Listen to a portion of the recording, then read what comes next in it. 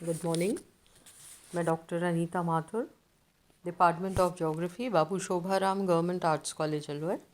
BA part second, BA honours geography के students के लिए कल हम बात कर रहे थे एक्सटिंक्शन ऑफ एनिमल्स की, या जंतुओं की जो प्रजातियों का विलुप्तीकरण होता है उसके बारे में हमने बात की थी कि कौन से फैक्टर्स रिस्पॉन्सिबल होते हैं जिनकी वजह से ये घटना निरंतर हमारे पारिस्थितिक तंत्र में चलती रहती है। और जब हम इन तत्वों को डिस्कस कर रहे थे तो हमने देखा था कि कुछ तो प्राकृतिक घटनाएं इस प्रकार की होती है जिसमें हमने देखा था कि उल्का पिंड का पृथ्वी से टकराना है, या किसी ज्वालामुखी का उद्बोधन होना है। तो कई बार प्राकृतिक प्रतिस्पर्धा है, कई बार कुछ इस तरह के घटनाएं हो जाती है जिससे जीवों का विलुप्तीकरण हो जाता है, कुछ प्रजातियां समाप्त हो जाती हैं। परंतु साथ ही साथ हमने देखा था कि मानव का क्या हाथ रहता है, मानव किस प्रकार से इन जीवों को, इस पारिस्थितिक तंत्र को नुकसान पहुंचाता है।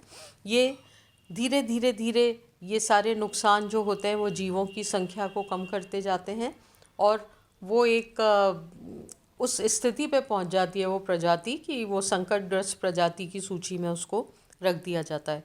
तो मोटे तौर पे हम देखें कि प्राकृतिक क्रियाओं के साथ साथ मानव की जो एक्टिविटीज़ हैं वो भी बहुत बुरी तरह से जीवों की संख्या पर, उनके विलुप्तीकरण के लिए ये सारी चीज़ें जिम्मेदार होती हैं। हम कई बार जो जंतुओं का प्राकृतिक आवास है उसको नष्ट कर देते हैं। क्यों नष्ट कर देते हैं? क्योंकि हमें अपने रहने के लिए जगह की आवश्यकता होती है। बड़ी मात्रा में जब पेड़ों की कटाई होती है तो बहुत सारे पक्षी जो हैं उनके आवास नष्ट हो जाते हैं, उनको वहाँ से माइग्रेट करना पड़ता है, जाना पड़ता है, और धीरे धीरे उनके लिए कई बार ऐसी परिस्थितियाँ हो जाती है कि उनकी संख्या कम होना शुरू हो जाती है। जब भूमि उपयोग में परिवर्तन होता है तो इस प्रकार की घटनाएं बहुत अधिक होती है। और मौसम के परिवर्तन का भी इस पे इफ़ेक्ट पड़ता है। इसके अतिरिक्त जो आणविक, नाभिकीय या रासायनिक चीज़ें होती है उसका असर भी बहुत तीव्र गति से पड़ता है। अगर हम अपने आसपास के वातावरण को ऑब्ज़र्व करें तो मुझे ध्यान है कि जब हम छोटे थे तो बारिश के मौसम में एक बहुत छोटा सा जीव होता था, लाल कलर का, बिल्कुल वेलवेट जैसा लगता था, काफ़ी छोटा सा होता था, जिसको सावन की डोकरी कहा जाता था, और बहुत कॉमनली वो बारिश के दिनों में घास में दिख जाता था। अब ये कई जीव ऐसे हैं जो हमने बचपन में देखे थे, अब वो दिखाई ही नहीं देते। इवन आप ये देखिए कि जो हमारे घर में कॉमन बर्ड रहती थी, गोरैया जिसे कहते हैं, वो भी पहले जितनी संख्या में दिखाई देती थी अब दिखाई नहीं देती। तो हम नोइंगली या अननोइंगली कहीं ना कहीं हम इनकी संख्या को नुकसान पहुंचा रहे हैं, या इनके हैबिटाट को नुकसान पहुंचा रहे हैं, इनकी आवासीय परिस्थितियों को नुकसान पहुंचा रहे हैं। और उसका रिज़ल्ट क्या हो रहा है कि इनमें विलुप्तीकरण की स्थिति में ये पहुंचते जा रहे हैं। जैसे जैसे इंडस्ट्रियल डेवलपमेंट हो रहा है, इकोनॉमिक एक्टिविटीज़ चेंज हो रही हैं, उससे ये खतरा जो है ये और भी ज़्यादा बढ़ गया है। 1973 में सिल्वरबर्ग जो थे उन्होंने एक इसका डाटा इकट्ठा किया था, इस पर रिसर्च किया था। तो उन्होंने अपनी फाइंडिंग्स में बताया था कि 1801 से 1850 के बीच में विश्व स्तर पर जंतुओं की मात्र 2 प्रजातियां का विलोपन हुआ था, मात्र 2 प्रजातियां पर। फिर हम आएंगे 1851 से 1900 तक, करीब 31 प्रजातियों का विलोपन हुआ था। फिर 1901 से 1944 के बीच में लगभग 41 प्रजातियों का विलोपन हुआ था। और अब ये संख्या जो है ये निरंतर बढ़ती जा रही है, और जीवों के रूप में भी परिवर्तन आ रहा है, जीवों की संख्या में भी परिवर्तन आ रहा है। तो ये प्रजातियों का विलोपन क्या है, एक स्वाभाविक और प्राकृतिक पारिस्थितिकीय प्रक्रिया के तहत होता है, तब तो कोई दिक्कत नहीं है। क्यों? क्योंकि उसमें उद्भव, डिस्पर्सल एंड एक्सटिंक्शन इनमें एक संतुलन बना रहता है। मतलब ये तीनों घटनाएं अगर प्राकृतिक तौर पे होती है तो इनमें एक बैलेंस होता है, परंतु जब इसमें मानव का दखल शुरू हो जाता है, जैसे वो शिकार करता है, वनों की कटाई करता है, बहुत अधिक केमिकल्स का यूज़ करता है और वायुमंडल को बहुत बड़ी मात्रा में नुकसान पहुंचाता है, तो इस प्रकार का जो एक्सटिंक्शन होता है वो वास्तव में पारिस्थितिक तंत्र का संतुलन जो है उसको बिगाड़ देता है और उससे जो स्थितियां हैं वो और ज़्यादा कॉम्प्लिकेटेड हो जाती है। तो हम ये देखते हैं कि प्रकृति अपनी चाल से चलती है। अगर हम प्राकृतिक चीज़ों को नुकसान नहीं पहुंचाएंगे तो उद्भव, डिस्पर्सल और एक्सटिंक्शन, ये क्रियाएं अपनी स्पीड से, जिसकी गति बहुत स्लो होती है, वो होती रहेंगी और उससे पारिस्थितिक तंत्र को नुकसान नहीं पहुंचेगा, परंतु अब उसकी मात्रा तो रह गई है बहुत कम और मानव ने अपने जो विकास की दौड़ में बहुत बड़ी मात्रा में इन सभी चीज़ों को नुकसान पहुंचाया है। बहुत सारी प्रजातियों को नुकसान पहुंचाया है, इवन वनस्पति की प्रजातियों को भी बहुत बड़ी मात्रा में नुकसान पहुंचाया है। हमने बहुत बड़ी मात्रा में वनों को काटा है। घरों को बनाने के लिए हमें लकड़ी भी चाहिए, हमें पत्थर भी चाहिए, तो हमने बहुत ज़्यादा पारिस्थितिकीय तंत्र को हमने बहुत डिस्टर्ब कर दिया है। अगर आप अलवर के आसपास के क्षेत्र को देखेंगे तो यहाँ पर इतनी ज़्यादा इलीगल माइनिंग होती है कि बड़े के बड़े पहाड़ थोड़े दिन बाद गायब हो जाते हैं। तो इससे क्या होता है कि हमारे पारिस्थितिक तंत्र को कहीं ना कहीं बहुत बड़ी मात्रा में नुकसान होता है। तो अगर हमें जीवों के संतुलन को बनाए रखना है तो हमें इन सब बातों का ध्यान रखना पड़ेगा। साथ ही साथ ये कोशिश करनी चाहिए कि हम किसी भी प्रजाति को संकटग्रस्त प्रजाति की स्थिति में नहीं ले जाएं। कल हम सरिस्का की बात कर रहे थे, तो सरिस्का में शिकार एक बहुत बड़ा कारण है जिसकी वजह से इनका विलोपन हुआ और इतने साल तक शायद सरकार के दिमाग में ही ये चीज़ नहीं आई कि ये बाघों की संख्या में इजाफा क्यों नहीं हो रहा, बल्कि ये कम क्यों होती जा रही है। बढ़ने की बात तो आप छोड़ दीजिए। तो यहाँ पर क्या होता है कि सरिस्का का जो एरिया है इसमें कई गांव बसे हुए हैं, इसलिए मानव का विचरण इसमें सदा ही रहा है और इसलिए ये शिकारियों का एक बहुत बड़ा एक अट्रैक्शन बना रहा और उन्होंने यहाँ के सारे सिर्फ बाघ की खाल के लिए या कई बार अपने मनोरंजन के लिए बड़ी मात्रा में इनकी संख्या को नुकसान पहुँचाया और फिर ऐसी स्थिति में सरिस्का को ला के खड़ा कर दिया कि वो टाइगरलेस टाइगर प्रोजेक्ट बन गया। पर अब थोड़े से पॉजिटिव काम हुए हैं, पर उसके लिए भी ज़रूरी है कि सरिस्का क्षेत्र में बसे हुए गांवों को वहाँ से हटाया जाए। जब तक ह्यूमन इंटरफेरेंस रहेगा, हम नोइंगली या अननोइंगली हम उसको नुकसान पहुँचाते रहेंगे। दूसरा क्या हो रहा है इस एरिया में, पानी की कमी के कारण, भोजन की कमी के कारण जो एनिमल्स हैं वो शहर की तरफ रुख कर रहे हैं। आप अगर मूसी महारानी की छतरी के एरिया में जाएंगे तो नीलगाय, बारहसिंगा आपको घूमते हुए मिल जाएंगे। और पिछले साल हमने बहुत सारी इस प्रकार की घटनाएं सुनी थी कि जब लेपर्ड जो है वो सिटी की तरफ आ गया था।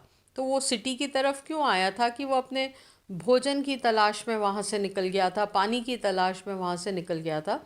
तो हमें इस पारिस्थितिक तंत्र के बैलेंस को बना के रखना पड़ेगा, नहीं तो ये जो सरिस्का आज वर्ल्ड लेवल पे जिसकी पहचान है ये धीरे धीरे ख़त्म हो जाएगा। और हम इसको कैसे इंटैक्ट रख सकते हैं कि ह्यूमन इंटरफेरेंस जो है उसको हम कम करें, उसके बीच में से जो सड़क जा रही है उसको बंद किया जाए, नया मार्ग हमें उसके लिए देखना चाहिए। वहाँ से जो गांव हैं उनको हटाया जाए, कहीं और ले जाके उनको बसाया जाए, वहाँ पे उनको पूरी फैसिलिटीज़ दी जाए जिससे वो वहाँ जाने के लिए आनाकानी ना करें। अपना घर छोड़ के जाना किसी के लिए भी बहुत मुश्किल होता है, परंतु ऐसी स्थिति में इसके अलावा कोई हल नहीं है। और इन गाँवों में भी खतरा रहता है, आए दिन हम सुनते रहते हैं कभी बाघ आ गया, कुछ हो गया, तो उनके लिए भी एक तरह की प्रॉब्लम है। तो ये सारी समस्याओं पे एक बहुत मंथन होना चाहिए, विचार विमर्श होना चाहिए और पॉजिटिवली इन चीज़ों को लागू करना चाहिए। तभी हम इस विलुप्तीकरण में जो मानव का दखल है उस दखल को हम यहाँ पर कम कर सकेंगे। अदरवाइज़ अगले आने वाली पीढ़ियाँ तो को हम कई जानवर है ना कागज़ पे फ़ोटो में ही दिखाएंगे, क्योंकि वो जब तक वहाँ पर रहेंगे नहीं। तो ये सारी चीज़ों को हमें यहाँ पर ध्यान में रखना चाहिए।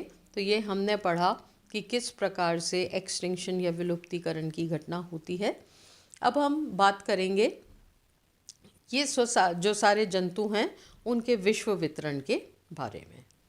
तो जब हम विश्व वितरण के बारे में बात करते हैं तो हम इसको दो तरह से पढ़ सकते हैं। एक तो हम किसी जीव को लेकर उसके पूरे विश्व वितरण को देख सकते हैं, और दूसरा तरीका ये है कि हमने भौगोलिक क्षेत्रों का निर्धारण कर दिया है और उन भौगोलिक क्षेत्र में जितने भी प्रकार के एनिमल्स होते हैं उनके बारे में हम वहाँ पर देख सकते हैं। तो ये जो विश्व वितरण है, इस विश्व वितरण को अगर प्रभावित करने वाले तत्वों की हम बात करेंगे तो उसमें हम दो तत्व मेन होते हैं, भौतिक कारक होते हैं और जीवीय कारक होते हैं। तो ये जो प्रक्रिया है एक्चुअली जंतुओं का क्षेत्र निर्धारण करने की, हम पहले भी इस पे डिस्कस कर चुके हैं कि ये एक बहुत जटिल प्रक्रिया है। जटिल प्रक्रिया क्यों है? क्योंकि जंतुओं की गतिशीलता जो है वो उनका क्षेत्र निर्धारण करने में थोड़ी सी मुश्किल पैदा करती है। जैसे अगर हम देखा जाए तो आर्कटिक क्षेत्र में जो टिटिहरी जो एक जीव होता है उसको देखें तो उसका मौसमी प्रवास, सीजनल माइग्रेशन होता है, और वो इतना विस्तृत होता है कि हम उसके क्षेत्र को मार्क करने में हमें थोड़ी सी प्रॉब्लम होती है। साइबेरियन क्रेन की हम बात ही कर चुके हैं। तो ये इस तरह का जो यूनिवर्सल डिस्ट्रीब्यूशन है ये करना हमारे लिए थोड़ा सा एक मुश्किल काम हो जाता है। और हम ये देखते हैं कि एक तरह से प्रवासी जो होते हैं या कॉस्मोपॉलिटन जो इस कल्चर होता है वो भी इसमें हम देखने को हमें मिलता है कि बहुत सारे ऐसे प्रकार के जीव होते हैं जो बहुत ही ज़्यादा लंबे चौड़े एरिया में पाए जाते हैं, और उससे भी लंबे चौड़े एरिया में वो प्रवास करते हैं, माइग्रेट करते हैं। ये माइग्रेशन वैसे तो टेम्परेरी होता है, परंतु अगर वो अपनी एक साल में से 6 महीने उस माइग्रेटरी जगह पे, माइग्रेशन वाली जगह पे गुजारते हैं, तो हम उसके एक्चुअली उसकी एरिया को, हम उसकी वितरण की संबद्धता जो है वो उससे भंग होती है, हम उसको प्रॉपर तौर पर नहीं बता पाते हैं। तो ये जो जंतुओं का जो वितरण है, विश्व वितरण है, ये थोड़ा सा कॉम्प्लिकेटेड अवस्था में हमारे सामने पाया जाता है, और हम ये देखते हैं कि उसको कौन से कारक प्रभावित करते हैं। तो आज हम बात करते हैं कि वो कौन से भौतिक कारक हैं जो जंतुओं के विश्व वितरण पर प्रभाव डालते हैं।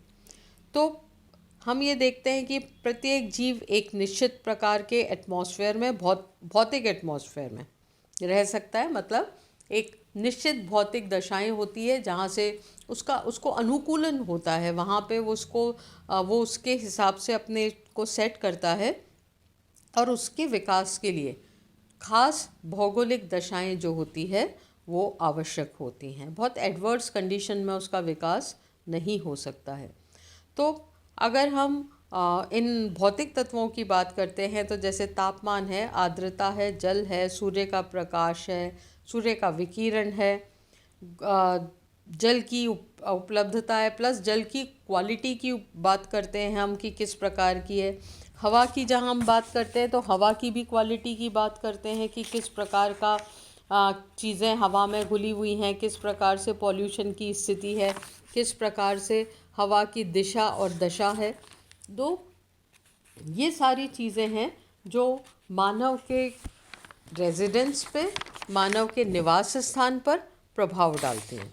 तो ये जो भौतिक कारण हैं, ये कारण रिस्पॉन्सिबल होते हैं, ये चाहे ये थल के हों, चाहे जल के हों, चाहे वायु के हों, ये जंतुओं के वितरण पर बहुत प्रत्यक्ष रूप से प्रभाव डालते हैं।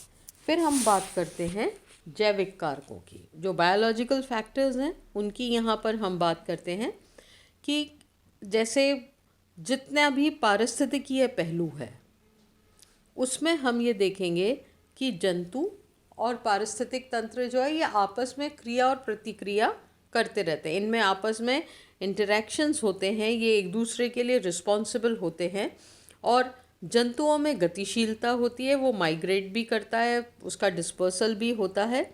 तो जंतुओं की संख्या का जहाँ बाहुल्य या प्रचुरता होती है और जनसंख्या का जो आकार का जो नियमन होता है और जीवों में जो जीवों की जो आवश्यकताएं होती है उनको पूरा करने के लिए उस क्षेत्र की, उस पारिस्थितिक तंत्र की क्या व्यवस्था है, वहाँ पर किस प्रकार के संसाधन उनके लिए अवेलेबल हैं और वहाँ के जीव अपनी कितनी आवश्यकता को उस एरिया में पूरा कर सकते हैं, उसके आधार पर एक तरह से हम ये कहें कि किसी भी जीव को रहने के लिए आइडियल कंडीशंस जो हैं वो किस प्रकार की है, उस पर उन जीवों की संख्या और विस्तार क्षेत्र जो है वो प्रभावित होता है। अगर कोई क्षेत्र है जिसकी कैरिंग कैपेसिटी अच्छी है, कैरिंग कैपेसिटी का क्या मतलब है कि वो उसमें क्षमता है कि वो अधिक से अधिक जीवों को अपने पास रख सकता है, तो ऐसे क्षेत्रों में क्या होता है कि जीवों की सघनता अधिक होती है, उनकी मात्रा अधिक होती है और बहुत सारी प्रजातियों भी वहाँ पर पाई जाती है क्योंकि उस क्षेत्र की कैरिंग कैपेसिटी जो है वो अच्छी है। और कुछ क्षेत्र ऐसे हैं जहाँ पर संसाधनों का क्राइसिस है, संसाधनों की कमी है, तो ऐसी स्थिति में क्या होता है कि जीवों में आपस में भी एक संघर्ष की स्थिति रहती है और उस संघर्ष की स्थिति के हिसाब से ही उनकी संख्या और उनका क्षेत्र जो है वो निश्चित होता है। तो ये सारी चीज़ें जो है ये प्राकृतिक रूप से चलती रहती हैं। हमने फूड चेन के बारे में पढ़ा, हमने ट्रॉपिकल लेवल्स के बारे में पढ़ा, हमने माइग्रेशन के बारे में पढ़ा, डिस्पर्सल के बारे में पढ़ा। तो ये सारी जो प्रक्रियाएं हैं ये निरंतर हमारे पारिस्थितिक तंत्र में चलती रहती हैं और इनकी वजह से जीवों की संख्या और जीवों का जो निवास क्षेत्र है उसमें भी कहीं ना कहीं परिवर्तन की स्थिति आपके सामने आती रहती है और उसी के आधार पर हम जो जीवों का प्रवास क्षेत्र है या जीवों का निवास क्षेत्र है उसके बारे में हम अध्ययन करते हैं। कल इस टॉपिक को कंटिन्यू करेंगे। Thank you.